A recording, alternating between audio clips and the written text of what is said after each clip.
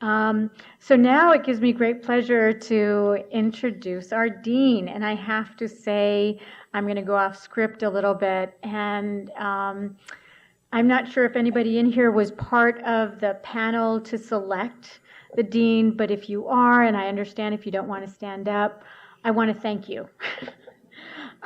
Because I am so excited about her energy, her thoughtfulness, and her background in working in social justice issues when we think about labor, working conditions of poor people globally, having a depth of knowledge. And I would say what was mentioned by Beth quite eloquently was the heart, and really caring about those that may not have a voice or be able to advocate for themselves in one way or another. So with that, with no further ado, I'd love to introduce our dean, not so new now, Dean Heymann, if you can please come up.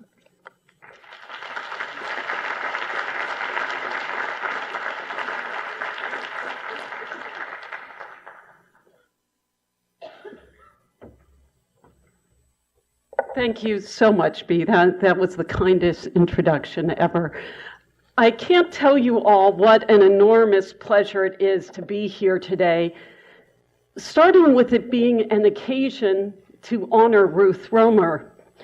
Her career dedicated to social justice, her impact globally as well as nationally, and you're going to hear that's going to be a theme of what I'm going to speak about today, just make it really a particular delight and honor. Before I start, I do want to thank two groups that I know are here. One, Fielding School alumni who organized this and who are so deeply committed to work in the community, and equally important, all of our community partners who make it possible, who really welcome us to this collaboration, because it's only when we build this bridge between what's happening at the university among faculty and students and what's happening on the ground that we can have impact. So I'm really grateful to be here with all of you. It's also obviously a special privilege to do this with the generous support of the Californian Endowment that's so committed to all the issues we're going to talk about today. Now, before I show slides, I want to talk, because this talk is going to be about equity globally and nationally. And there's a question there as to whether we can do both. When I started to work on global issues, people said, well, that's not really relevant to the United States, is it? And in the United States, they would say, well, what can we really do on the global side? There was a lot of disconnect. And to get at whether that's bridgeable, it's worth talking about what's changed in just a generation. So if you can bear with me and first all stand up for a minute.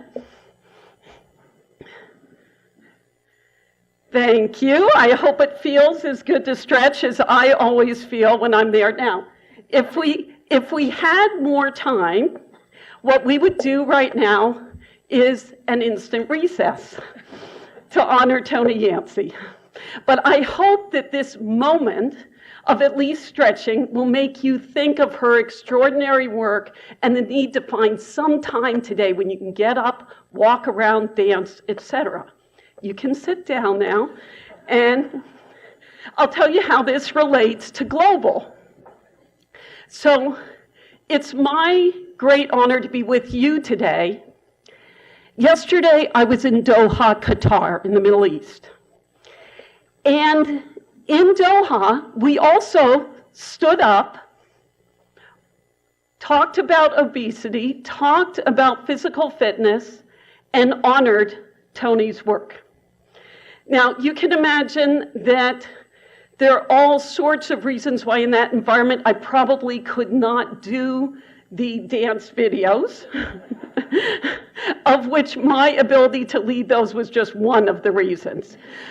But the importance of this is that in a day's time, we can go halfway around the world and have that same conversation, and it's totally worth having. Because if I showed you a map of the places in the world with the greatest problems with obesity and diabetes, they would be the United States of America and the Middle East and North Africa. This is a completely shared problem, and they got it. So how much has our ability to work across borders on issues of public health and justice changed over a generation in the course of the lifetime of pretty much everybody in this room? So when I first worked in Tanzania, I was in a little mountain village in the Usambara Mountains called Bumbuli, which I've only met one person in all my forums who had ever heard of, because it has 40 people in it. It's truly a small village. Here's the thing about Bumbuli. Even to organize within Tanzania, if you want to go from Bumbuli to the capital, to Dar es Salaam, this was, if you were going to take the bus, which only went once a week, a 3-week journey. Down, wait for a week, come back, etc. Now, you could, if you didn't worry about the public health consequences, you could also take a motorcycle. It was still a week journey by the time you took your motorcycle across the mountain roads and back. That's what organizing within one country, no telephone service, meant. The entire telephone book of the country was this thin. No internet, obviously. So what's it mean today? Today, all of us, we can get out our smartphones, mine's down there and turned off. But if we got them out, what's like to be in a meeting halfway across the world is everybody's asking, why haven't you emailed back? I emailed you 10 minutes ago, and the answer is, well, it's actually 3 a.m. my time. So we have a totally different level of connectivity, and that gives us different opportunities. So it brings us to the extent to which the issues are really shared. I want to tell you 2 quick stories, and then I'm going to go through what the planet looks like in terms of working on issues that I believe Ruth Romer would have cared about. One is the story of a mother. She started some of the work we did when I met her at Public Housing Project in Boston. Her experiences were very common at a time when so-called welfare reform was limiting the amount of time you could receive income support. She went to work. She was a success story. She got a job. She knew she had to keep it. And her child had asthma. So when her child got sick, she went to work anyway. She was worried, little preschooler, looked pretty bad in the morning, but she was more worried about losing her job. So she said to the child care, just call me if anything goes wrong. In fact, what happened, so does anybody know if you're 3 years old and you're having trouble breathing, what you do? Anybody can shout. Do you say, call my mom? So she just got cranky. That's what a lot of 3-year-olds do. They get uncomfortable, they can't really breathe. So she cried and got whiny and irritable, and the child care provider just thought she was having a bad day. The mother, when she picked her up, could see that her chest wall was retracting, so she could see the rib cage pulling back towards her back. Because she was in such respiratory distress, picked her up, brought her to the hospital, and she was hospitalized for a week. This was because it was so difficult to balance what was going on in her need to earn income and her need to provide care, lest one think that this mother made an irresponsible decision. You just had to sit at this table in the housing projects where I was, and literally the mother next to her said, oh, I understand why you made that decision, because I made the opposite and I lost my job. Now, when we first heard this story, it seemed like it might be particular to the United States, and then we started working around the world and hearing in country after country the extent to which kids were being left home alone when they had serious conditions, and parents living in poverty were losing jobs when they made the decision to take time off work to care for them. That was just one of many issues that it turned out transcended borders more than we had anticipated. So we started a project that said, what if you take the social conditions that impact health? So we all know that once we're sick, what makes a difference is whether we get health care.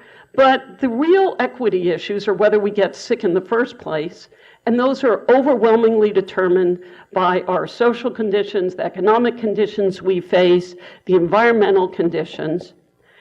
And importantly, to act on those takes public policy, takes government to shape the conditions. Because take just one that has dramatic impact on health, poverty. There aren't many people who choose to live in poverty. There are few, but most don't. So it has to do with whether we shape the world that has feasible conditions for exiting poverty.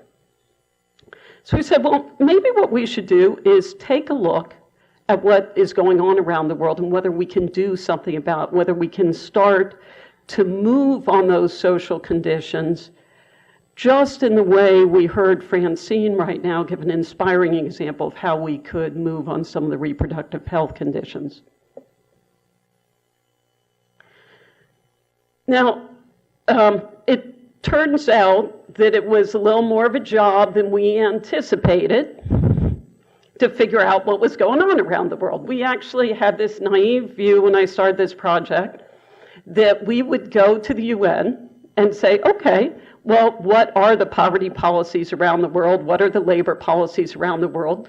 Because I know it seems terribly naive. I can look at the faces, but there was a reason we imagined that was possible. There were all these international agreements where countries had signed and said things like, we will give free education. We will give all access to education. If you read the basic human rights documents, everybody will have access to health.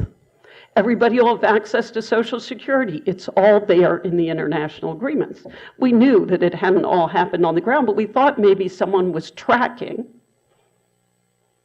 whether how far countries had advanced in addressing these equities and inequities. Turned out that there was some good information on the outcomes, but there was very little information available on what countries were doing. Had they taken the steps to try to make a difference?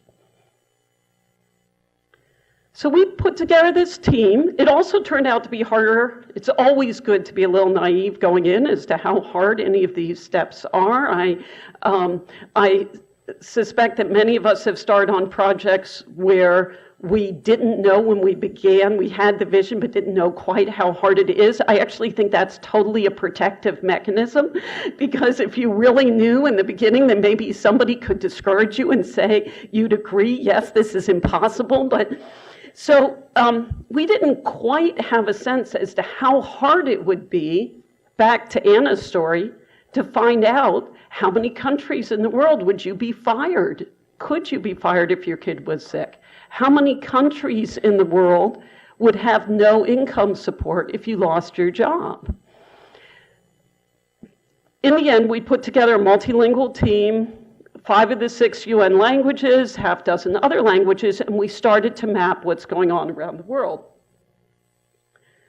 So what I want to share with you today is 2 things. First, I'm going to give you the global picture. What do we know about inequities? And I'm going to focus on one just because of our time, poverty, how's it being addressed across borders, and say, are there some success stories here? Are there some real gaps?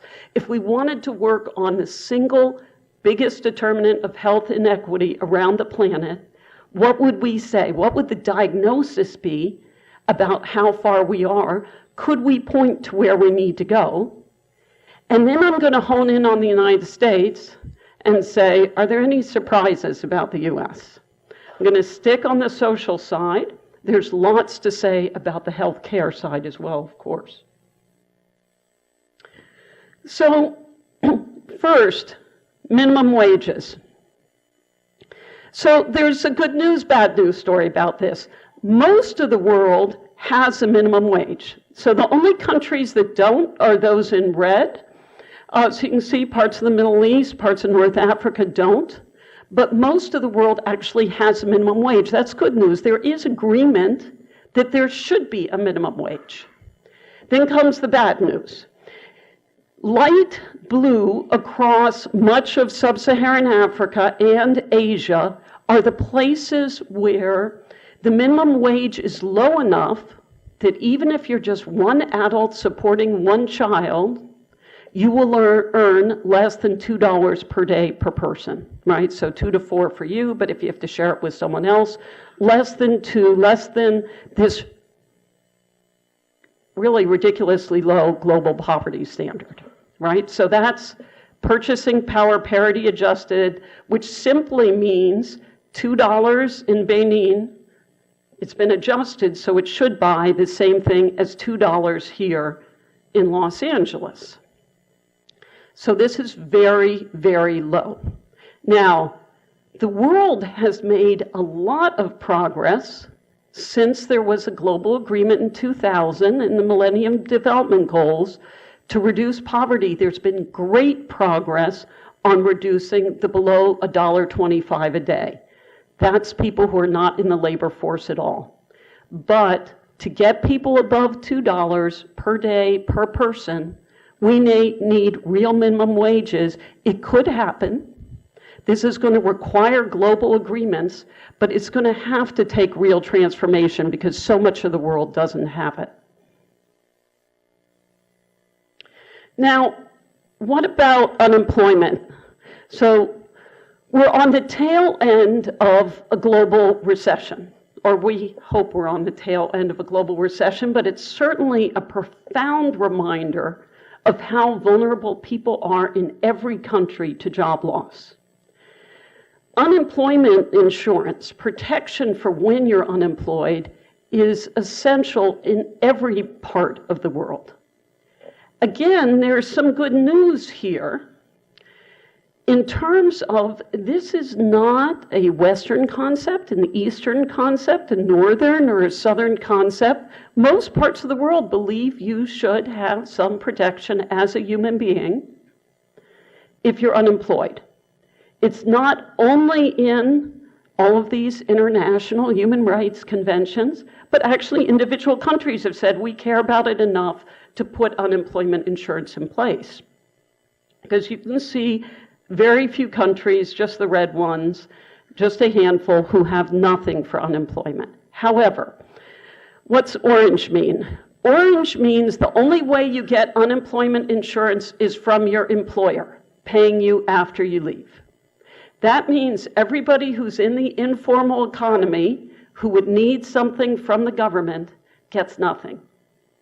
So again, we have this huge vulnerability in sub-Saharan Africa, and we have more vulnerability than you would think across Latin America, Central America, and South America.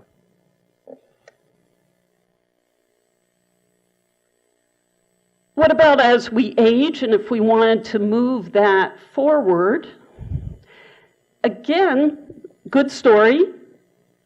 It doesn't take a lot to convince most people in the world that there should be some form of pension. In fact, most of the world has some kind of pension. But in order to have some kind of pension, you want to make sure that it's true regardless of your job. Here, actually, the coverage is better than it was in unemployment. We're doing more on old age.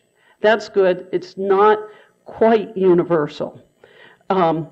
Contributory pensions only, again, leave out the informal economy, but that's actually a pretty small part of the world. Most of the world is doing something for aging.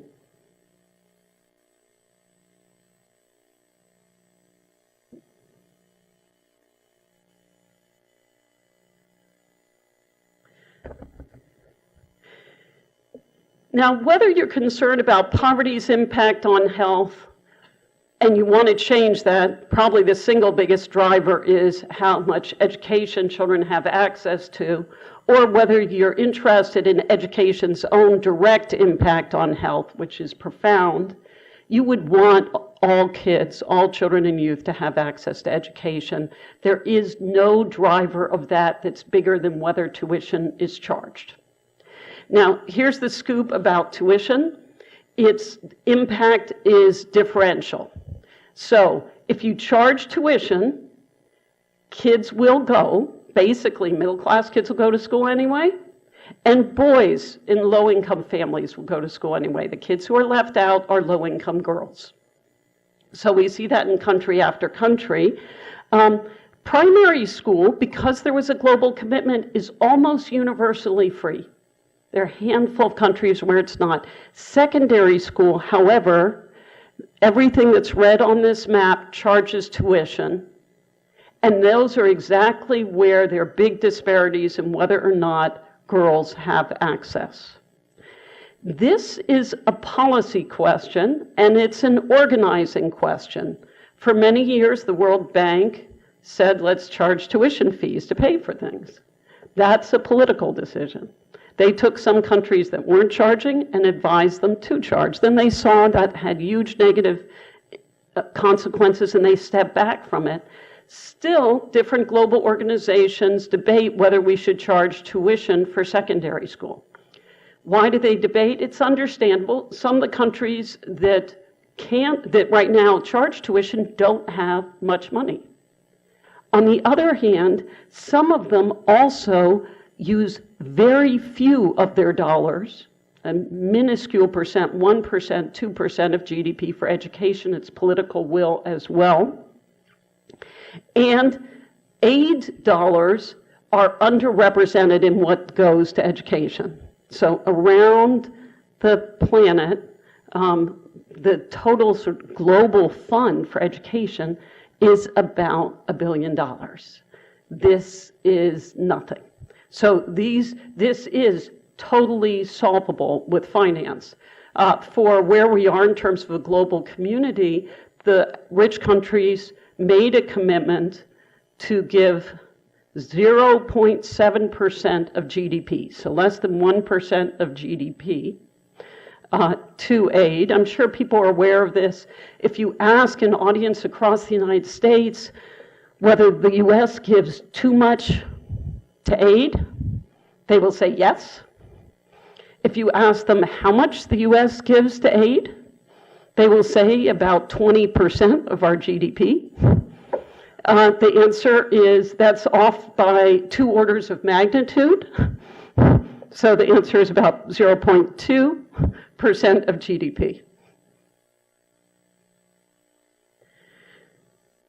One of the reasons it's worth starting to track what happens around the world is we can see where it's about laws and not just about culture. And this is the last example I want to give on a global scale. There's a lot more discussion right now about child marriage. Now, here's the story about child marriage. It's called child marriage. It's really girl marriage because overwhelmingly the children married off are girls. The consequences are a vastly higher maternal mortality. Depending on the age of marriage, it can be anywhere from 3 to 20-fold increases in maternal mortality, because with girl marriage comes girl pregnancy. It's also higher infant mortality. This is treated as if it's cultural, and undoubtedly part of it is cultural, but it's also legal.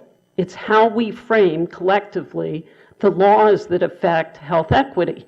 So in every country here that's orange or yellow, girls can be legally married off younger than boys. So it's embedded, that disparity is embedded in the law. For those who are wondering why the United States is red, many states have a minimum age, but this is the national story. Not every state has a minimum age below which, with your parents' consent, you can't be married. So this shows, can parents give you consent to marry at any age below 18? In some states, there's no protection.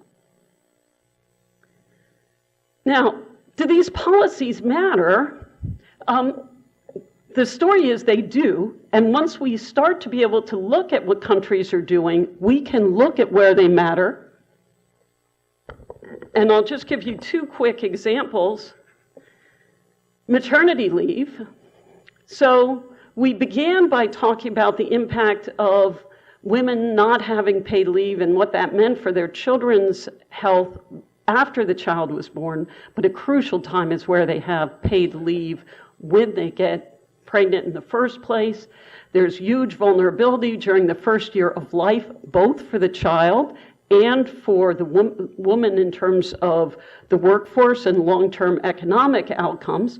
Well, we looked around the world, and it turns out that even after you control for, include the impact of healthcare expenditures, public health measures, clean water, and a series of other things, that paid maternal leave, 10 weeks of it, leads to 10% lower infant mortality rates. Dramatic impacts. It also lowers child mortality rates up to 5, and it lowers maternal mortality.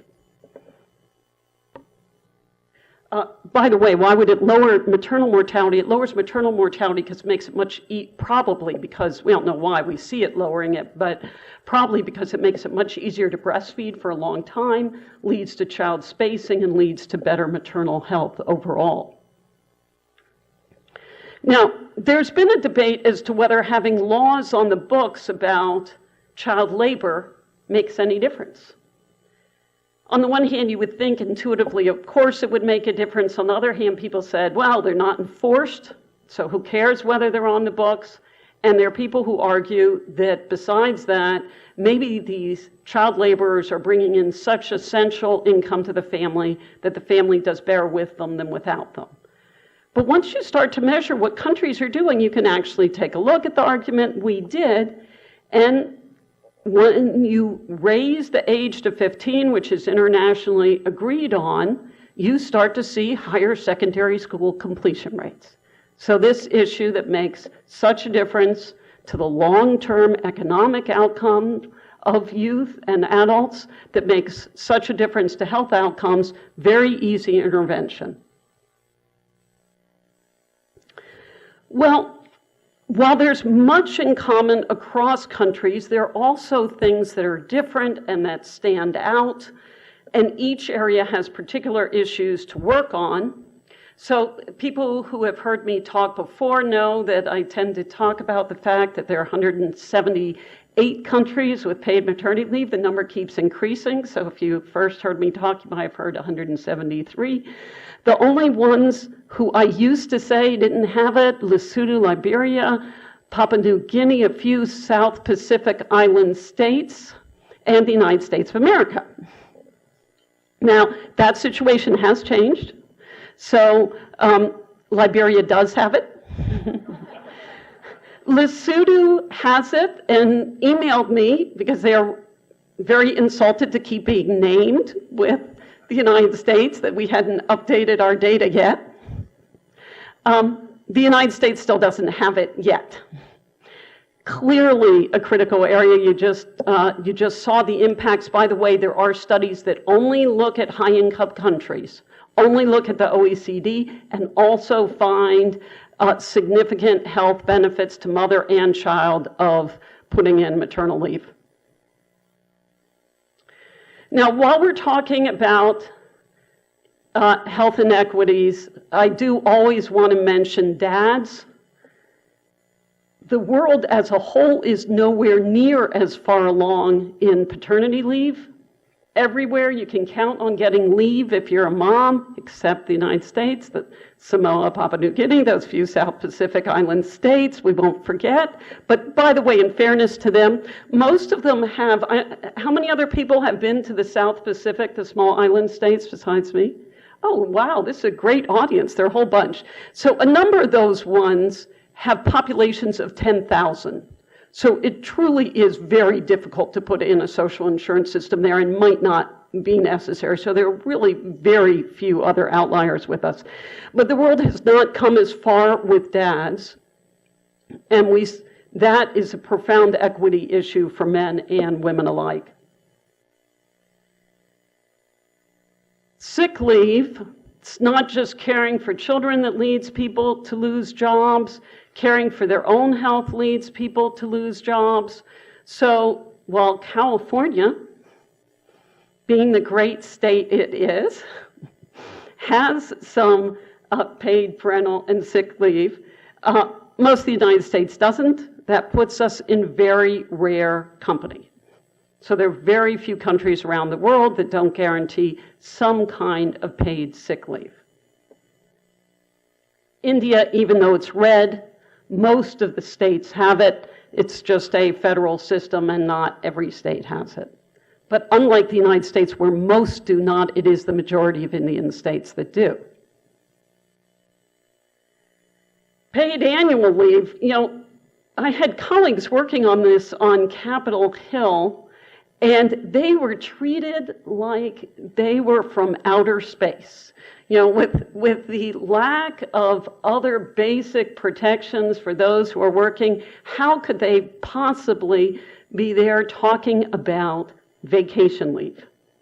I put that in quotes as opposed to annual leave because for people who have no other form of leave, this is used for everything. This is used when you have to move houses. This is used when you lose a home. This is used when an elderly parent needs to get settled into a new assisted living. When we give no paid annual leave, if somebody takes even 2 weeks a year, we are basically cutting their income by 4%. So this is a huge income effect. And basically everywhere else in the world has found a way to do this. India, again, most states have it. So I'll just end by saying how we're working on it and inviting, I hope, partnerships in working on these kinds of issues. Once you start to map what's going on equity around the world, then the question is, what do you do with this? How's it become something other than an academic exercise? And what we're really doing is partnerships. So we have partnerships at UNICEF, at the World Health Organization, at UNESCO around how all the different UN agencies work with countries around the world that want to move on it. We have been working with community groups and policymakers at a national level, both in the United States and in a series of other countries around the world, about what lessons can be learned from what works and how can we raise the floor for everybody. And we look forward to working with anyone here who wants to work on these issues. So thank you very much.